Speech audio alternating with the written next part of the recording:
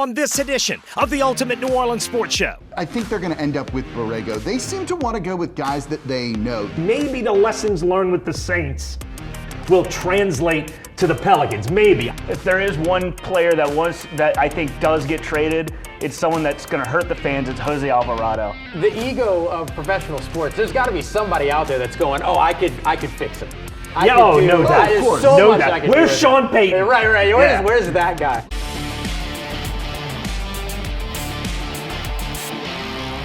And welcome into another episode of the Ultimate New Orleans Sports Show, this time a mid-season Pelicans edition. We thank you very much for joining us here on the show, which is a proud collaboration between WWL-TV and the Locked On Podcast Network. I'm your host, Ross Jackson. That's the incredible Doug Mouton, and we're so grateful that you're here with us today. And there are a ton of really fun Pelicans topics right now. Maybe not so much on the court, but there's a lot to talk about with the Pelicans, a lot of really interesting nuances, but what might be the most interesting thing is that with the turmoil in LSU and Lane Kiffin literally rebuilding his offense in the transfer portal step by step, he does have his quarterback, and that's a good thing. And with the Pelicans, sort of, we're not sure what direction they're going in. The most stable franchise in the greater New Orleans area has become the New Orleans Saints. We know our quarterback, we know our coach, and we sort of have a direction for where they're going. Yeah, absolutely. And there's not really a lot of big kind of considerations around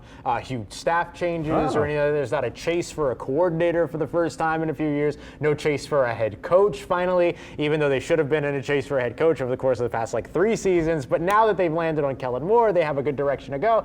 And now all of a sudden, they're the normal spot in town.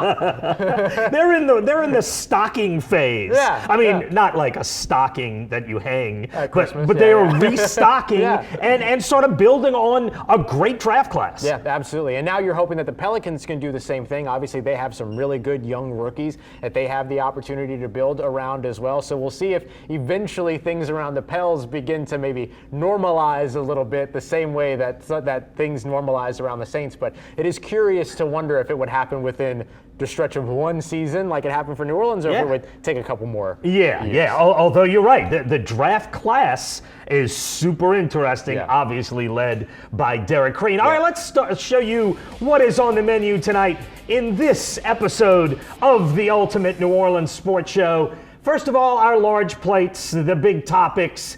Joe Dumars' year one of what he is trying to accomplish here in New Orleans, and year one has started with his second first-round draft pick, Derek Queen, who has been super interesting and sort of the light in this season. Really. Absolutely. And then take a look at the small plates here. We're going to take a look at James Borrego. No small plate, obviously. He's acting interim head coach at the moment. Says that he sees progress in where the Pels are headed. We'll try to quantify that with our guests today. And then we'll also take a look at the biggest question, as always, around the New Orleans Pelicans.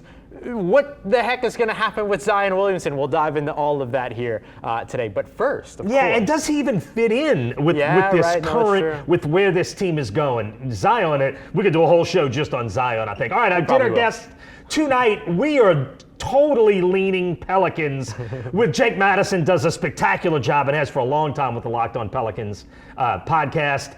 And Dylan Sanders from the Pelicans Roundtable. Dylan's been on the show before and was so much fun the first time on. And Ross, you know what I'm making us tonight? Yeah, you're on the drinks tonight. What I could do a whole show on this drink. You know I love old fashions. This is an Irish old fashioned. And the syrup that goes in an Irish old fashioned, you know, syrup is made with sugar and water. This is made with Guinness Stout and water. It is a Guinness Demerara syrup for an Irish old fashioned. It creates the meatiest old fashioned you will ever try.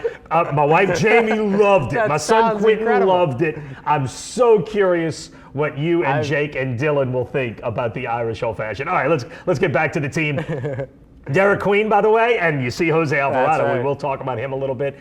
13th pick in round one of the draft, but you know what? On FanDuel, he is 4th in Rookie of the Year odds right now. Now his odds have fluctuated up and down a little bit. They're not as high as they were, but still, if you've gotten the fourth guy in the Rookie of the Year odds with the 13th pick. That seems like an excellent pick. Derek Queen's been fun to watch. I'm going to go a little unscheduled here. What do you think the response would be amongst New Orleans sports fans if Tyler Shuck and Derek Queen were to win Rookie of the Year in the same offseason? Yeah, or the same calendar year. Look, it is amazing, and it does show these draft classes, and we're going to talk about Derek Queen because it's hard to talk about him without talking about what they gave up for him. Sure.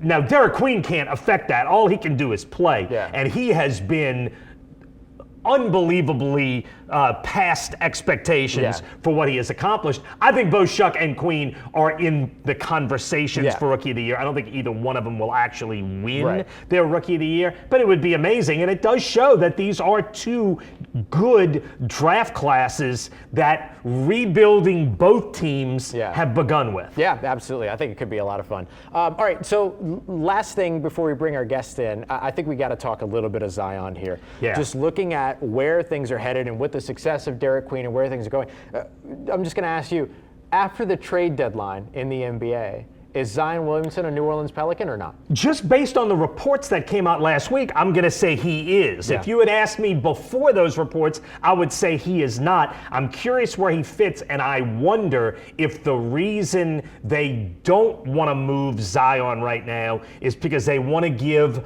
a potential new coach a chance to look at this this roster, this set of pieces, and see what they want and what they can use, and maybe they don't want to move him before the new coach comes in. That's sort of how I read it, but that this might mean a new coach is on the way. Yeah, it's interesting. We've seen him with a couple of different executives. We've seen him with a few different coaches. Eventually, somebody's got to understand who the common denominator in all of this is. Maybe eventually they'll make that decision. Yeah, and you gotta try to maximize his value. It's not super high right now. No, it is not. all right, time to bring in the guest.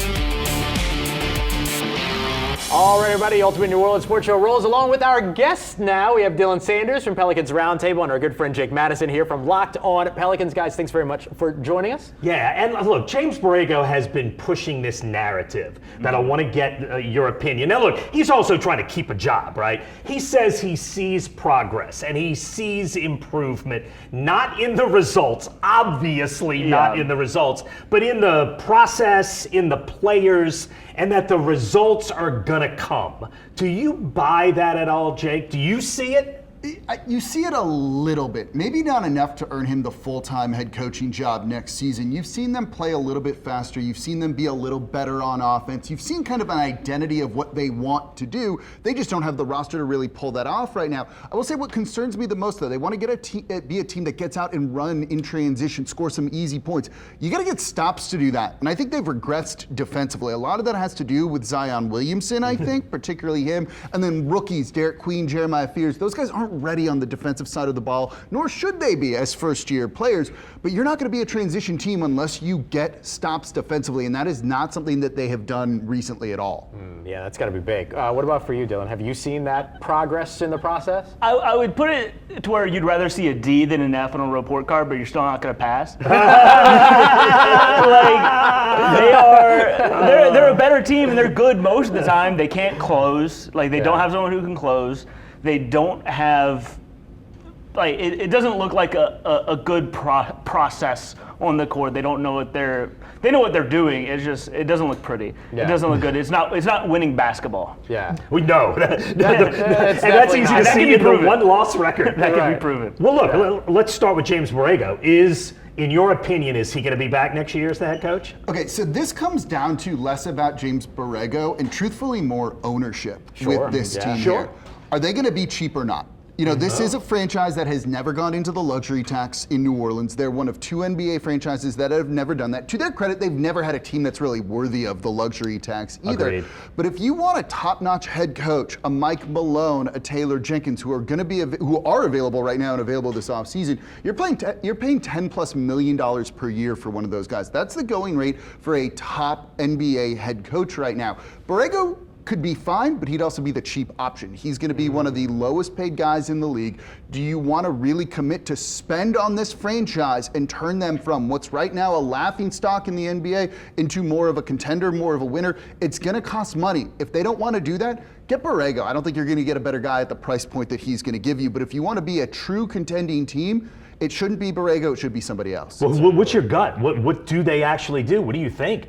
I think they're going to end up with Borrego. They seem to want to go with guys that they know. The Joe Dumars hire was rushed. There wasn't an interview process there. They went with kind of the known person to them. That's often how this team operates, I think, a little bit. I struggle to see them going with someone completely outside the organization. While I think doing that and giving this franchise just a fresh start overall from the past 7 years would be important, I see them almost being lazy and just going with James Borrego, just like hiring Joe Dumars. Even if it works out in the end, it was a lazy hire at the time, and that's how this franchise is operating right now. And the same ownership as, of course, the New Orleans Saints, who did the exact same thing post Sean Payton. Go with go with the coach that you know, go with the people that you know, and then eventually, after that failed, then they were forced to go outside. Failed spectacularly. Yeah, they had to go outside of their comfort zone at that point. What's your kind of confidence meter on James Borrego for next year? I put it at 75%. Yeah. Like, I know everybody wants Mike Malone. Wait, like, 75% back or 75% back? 75% back. Yeah. I know everybody online wants Mike Malone because of the Jokic connection, but that's not going to happen. They're not going to pay him. Yeah. He's going to be one of those like $10 million What's the a year importance of the connections. Jokic connection? Because With Derek Queen, the passing, more modern big Derek Queen plays like Jokic. Yeah. Mike Malone is the one who coached Jokic, and it would be a very valuable addition, very valuable coach, but I just don't see that happening. Yeah. And so, like Jake said, I think it'll be like the cheap option, easy option. And it is very similar to like whenever Dennis Allen was hired, Borrego's been around the building for years. Yep. Players like him, players know him, and he does at least make the on-court product look a little bit better. Yeah, That is aesthetically more pleasing. It is, and what you said I think is super interesting and might actually play a factor. Yeah. This is an organization that just failed by doing what you said is most likely, and I think you're 100% right. I think it is most likely, but they just failed spectacularly with the Saints. What I'm saying is when the Saints hired Dennis Allen, that was a failure, and they said, you know what, this is not what we need. We do need to go get young, get innovative, get cutting edge from the NFL standpoint, and go get a young guy. They just went through that and are now having success. Maybe the lessons learned with the Saints will translate to the Pelicans. Maybe. I think the two of you. I think they have to be shown that it'll fail first, and then they'll just like what happened with They were just on a 9-game losing streak, so I think we've seen that maybe the results aren't the best here. All right, well, look, and there's a bunch of topics. We've talked a lot about Queen. Yeah. Let's talk about Derek Queen. It has been impossible to separate, at least nationally, Derek Queen from what you gave up for Derek Queen. How are you now, both of you, sort of looking at this trade? Is it still a horrible trade, or is what you got at Derek Queen at least make it a passable trade? I think right now you would view it as passable. I think you've got to look at this in two parts. There's the process to get Derek Queen, and then there is Derek Queen the player. And Derek Queen the player looks good. He looks like a guy that you can build an offense around, provided you get the right pieces around him. Easier said than done. But right now, that draft pick as the 13th overall pick looks great. He looks like one of the top rookies in the class right now, one of the top 3 or 4 guys. But when you look at it in terms of value management, asset management, something that is very important in a small market franchise like this, one that's never been a player in free agency and won't be a big player in free agency, you need to make those moves around the margins matter, and that's where I think the Pelicans have failed a good bit in all of this. This is a group that really believes in their evaluations on players. That's great. But that doesn't mean go and get those guys at whatever the cost might be. Yeah. Luckily this is a lottery. If the Pelicans end up with the 1, 2, 3, or 4 pick, I think this trade looks bad. If they can win some games towards the end of the season, they fall in the lottery to the 7th, 8th, 9th pick, I think we'll look at this differently. Yeah. But that's a results-based thing, and that's good to analyze the results. It's a results-based business here. But you've also got to look at the process too, because when you look at that process, then you look at the process, say, for acquiring Jordan Poole, and when CJ McCollum was just moved move for Trae Young, a 3-time All-NBA guy, 4-time All-Star. That doesn't look particularly great for their process, and that's what worries me more long-term than the short-term results. But Derek Queen, the player, who's separate from all of that, right, as you mentioned, he looks really good. I'll give him that. Yeah, you can't hold the player accountable for the bad decisions the team made to get him on their team. That's certainly the case. How do you feel about the trade now? People are obsessed with the draft picks. It's the unknown. It could be anything. But eventually, draft picks become players. Say the draft pick they traded becomes the 4th overall pick. What do you want out of a 4th overall pick? You want someone who can change the trajectory of your franchise, you can build around, can run your offense. The city revolves around. They back up. That's what Derek Queen is. That's a good point.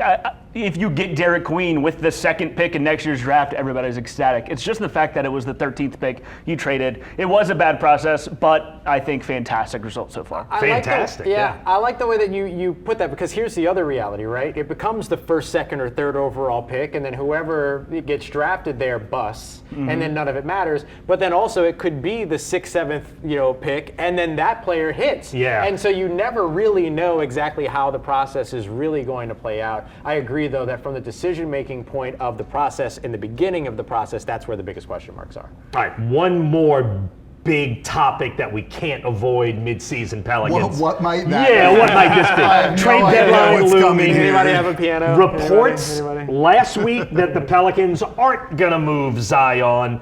Do we believe it? Jake, you're up first. Yeah, I do. I don't think they're going to end up moving him right now. I think it has more to do with just his value being so low. You're just not going to get the return that you want. If Trae Young went for no draft picks coming back and an expiring contract, we've heard that Ja Morant is on the table now for the Memphis Grizzlies. He's not garnering a lot of interest around the league, anything that's going to net you the return that you want. Zion Williamson, with his lack of games played, defensive issues that you're really seeing this year, it's just more likely that they're going to hold on to him and try and move him in the long term.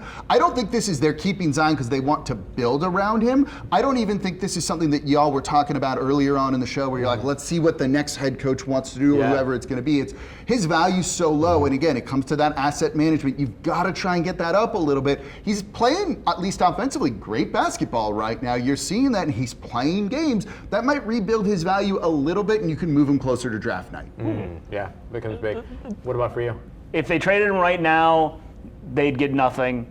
If he plays, does well, you can trade him for something in the offseason, but if he plays and gets hurt, you trade him for nothing. There's you don't lose anything by allowing him to play out this season and try and build up the profile. Because like right now, he looks like a really fun basketball player. Again, 30 points per game. He can give you 30 points on any given night. He's really fun to watch. Maybe some team will be like, all right, maybe he's turned the corner. If he does stay healthy, you kind of get out of it. But worst case scenario at the end of this offseason, if they don't want to continue building around him, they can cut ties. No love lost. The ego of professional sports, there's got to be somebody out there that's going, oh, I could fix him. No doubt. No doubt. Where's Sean Payton? Right. Where's that guy? Look, we've seen in the Boston, NBA, probably, nobody is untradeable. There's some deals I've seen that you're like, wait, that guy got moved. It finally happened. We saw with Bradley Beal in Phoenix a couple of years ago.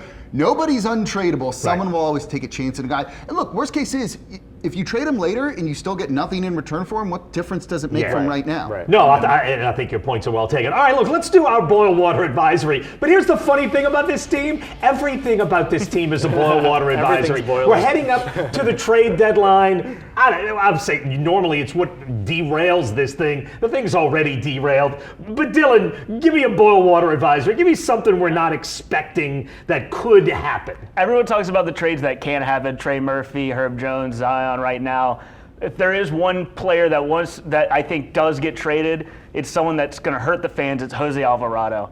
I think he is by far the most likely player to get traded. $4 million player option next year. He can get out. He can decline that, get a bigger contract elsewhere. I think there's enough people around the league that want him on the team. The defensive stalwart backup point guard. Everybody needs a backup point guard. Needs one. And there is enough interest in him that he'll get a bigger contract than $4 million next year. I think that's the likely option. He hasn't played in a while. Maybe they don't want him to get hurt and ruin it before the the trade deadline. I just think that as much as it'll hurt Pelicans fans because he's a fan favorite, nobody gets a louder reception when they check into a game than Nor should they. Right. Yeah. But I think it is his last couple of weeks as a New Orleans Pelican. That is super interesting. You got one? Yeah, so I'm going to go a little bit outside the box here. I'm looking actually in March and April, and I think the worst thing that could happen to this team right now is that they win a bunch of games in March and April. The worst thing. Worst thing is winning games. A little counterintuitive here. Yeah. This is a franchise that does need to go through a mini rebuild right now. They need to take proper stock of themselves, really look at themselves in the mirror and understand where they are in the NBA. You don't want to see an 8-game winning streak in March and April and have them thinking they're closer to being a contender and moving additional future draft picks on a win now kind of mood when they're still further away than that. Ooh, that is super interesting. I like that. You know what I think it's time for though? Yeah, I think it's time for a drink. Yes! Last call! All right, time for the last call here where we have a drink and give a think. So we're going to be making a cocktail and we'll kind of give our last takes for the show today. Doug, what are you making for us? This is so interesting. Well, you know I love old fashions, Yes. and this is one of the most different old fashions you could possibly drink. It's an Irish old fashioned, and I am leaning Irish heavy. We're using Irish whiskey. We're using Jameson, the Black Barrel, which is a beautiful bottle of whiskey. But here's the difference in this old fashioned. I made this. It is a Guinness Demerara syrup, literally made with Guinness stout and sugar. And you taste the Guinness, which is obviously super Irish, in the old fashioned. It's sweet, but you're adding Guinness, the bready quality.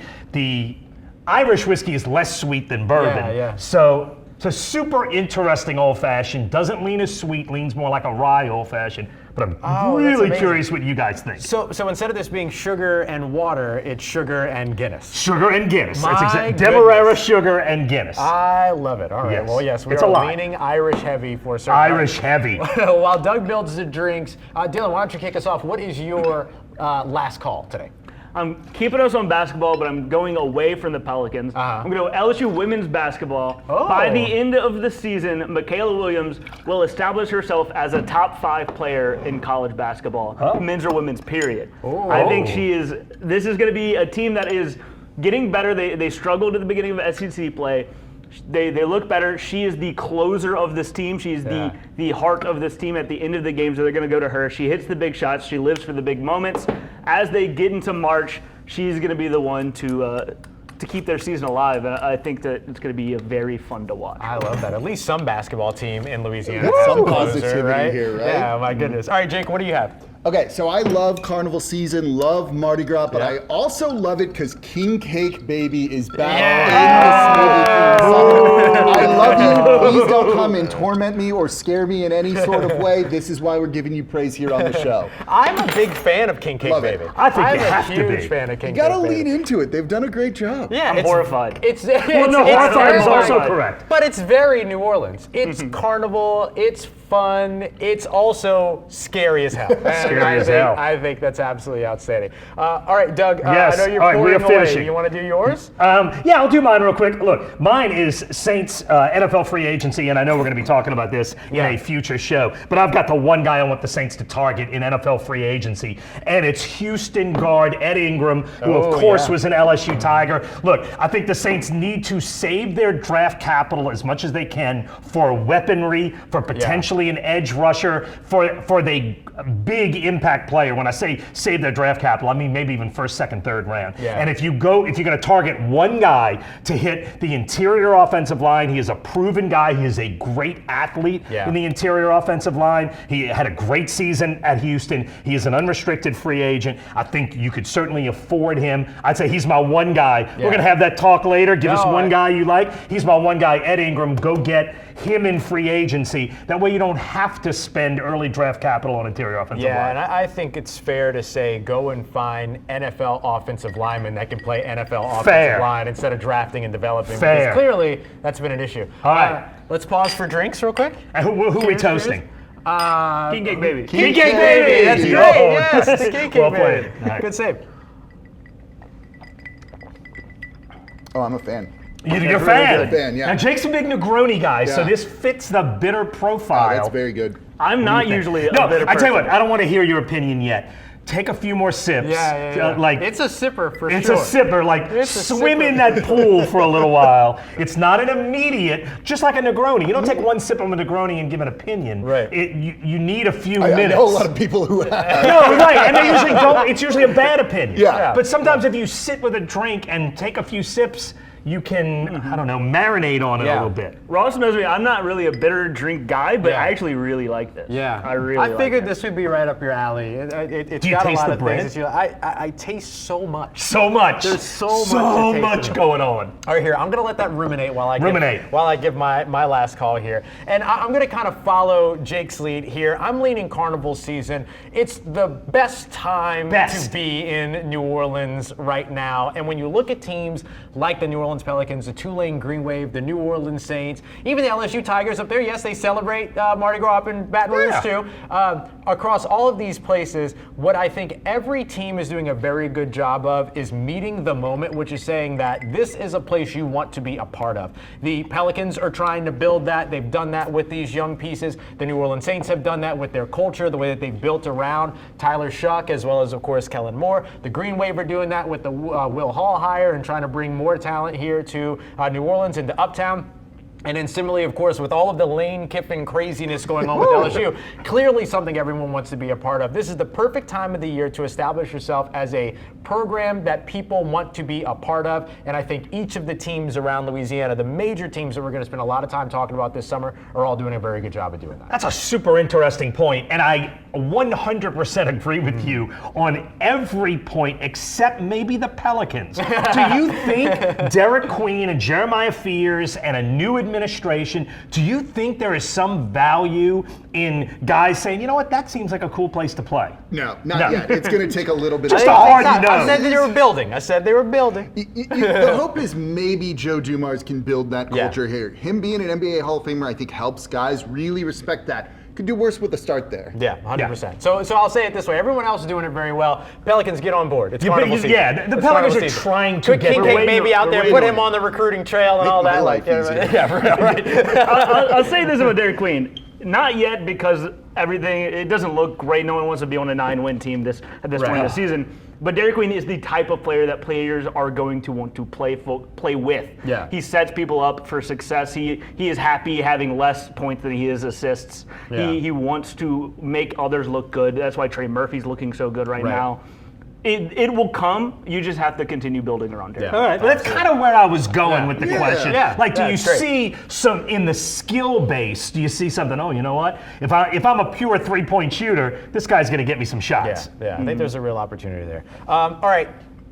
This is fantastic. No. I want a real opinion. That sounded phony. No. I genuinely love this. I'll prove it. No, I'm just kidding. It's definitely not a chugger, though. It's not a chugger, but I genuinely do love this. You're right about the way that the sweetness comes through with everything and pushes through with that simple syrup and with the Guinness. I actually really like this. You know I'm not the biggest beer guy at all, and especially stouts are taking me outside of my comfort zone, but when you mix it with a little bit of whiskey, it's hard to say no. You know what I mean? I think this is actually, genuinely, I think this is actually really good. Okay, I could not chug it. I could not get through it quickly, but this would be an hour-long sipper for me for sure. Yeah. I was making that syrup and just kind of giggling. Like what the heck? He's got the Guinness foam on top. Anyway. Look, thank you. Make one at home. Thank you for joining us on this edition of the Ultimate New Orleans Sports Show.